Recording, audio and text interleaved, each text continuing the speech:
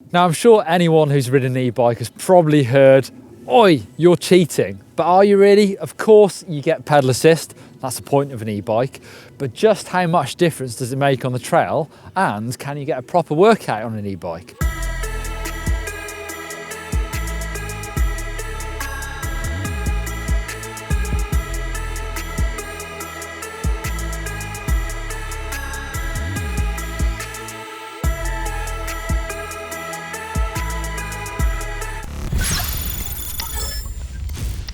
So today I've got two bikes. I've got my e-bike, I've got a cross-country bike. Both are fitted with power meters. I'm wearing a heart rate monitor so I can work out exactly how much effort I'm putting into each bike and how hard it actually is. So I'm gonna go for a big ride. I've prepared for this. I've trained like an Olympic athlete. I've had 10 hours sleep. I've carbo loaded. I've charged my e-bike. So I'm gonna do two proper rides and work out just how hard it is and are e-bikes cheating. So I'm on my cross-country bike first. It's super lightweight. It weighs about 22 pounds, so it's almost half the weight of the e-bike. But this is the bike I do most of my training on. I've got a power meter on the crank, so that's gonna tell me exactly how much effort I'm putting through my legs. And I'm actually gonna ride to my heart rate. So I'm gonna do 3 hours worth of riding today, an hour and a half on this bike first, and I'm gonna ride to a level that I know that I can sustain for 3 hours. So a pretty hard ride, probably about 150 BPMs on my heart rate. So I'll keep an eye on that. Test one, you could call it the control. This is the cross-country bike. Time to warm up.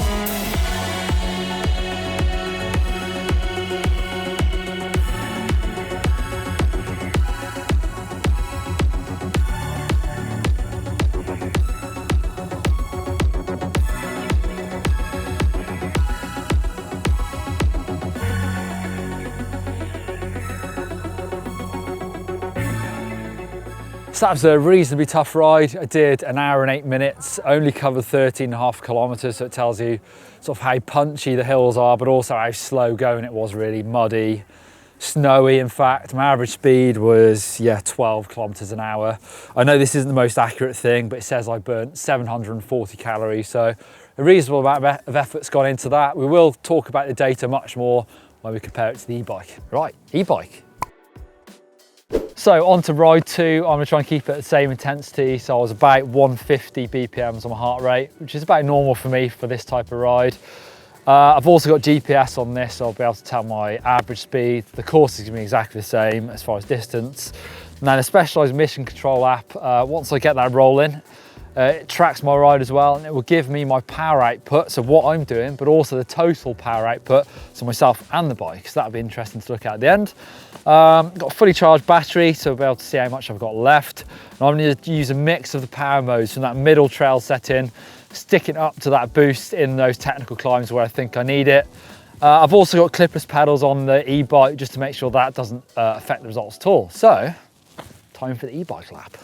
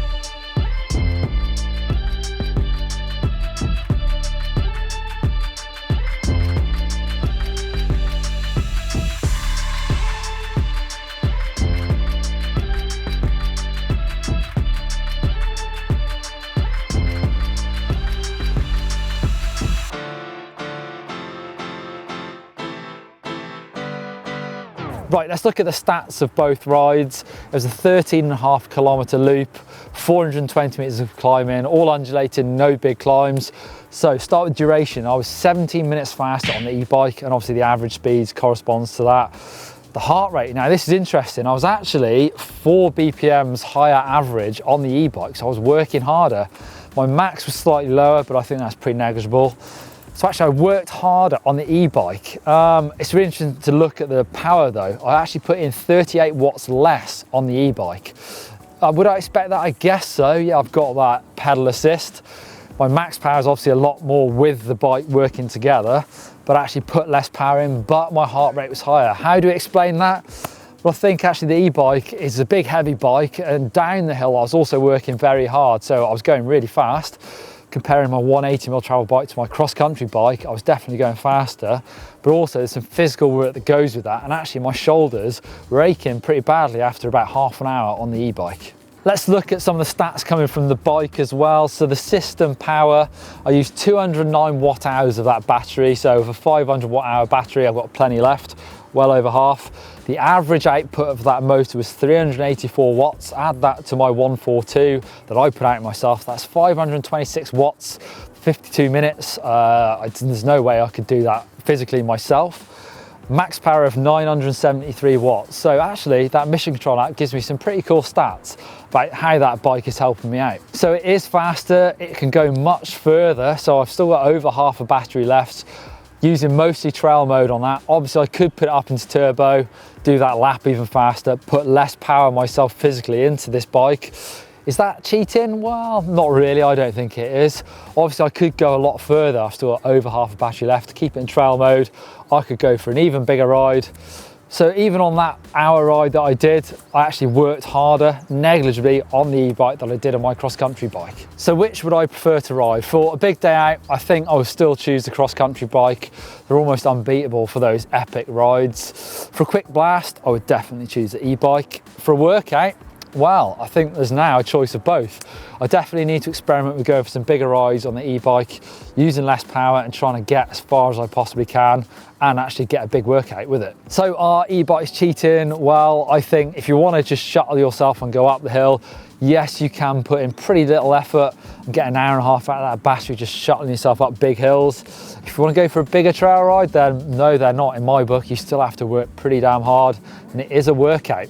I definitely need to do some more experiments on this, go for some big 3-hour rides, use less power and see what I can do on it. If you want to see another versus video, click up there for enduro bike versus e-bike.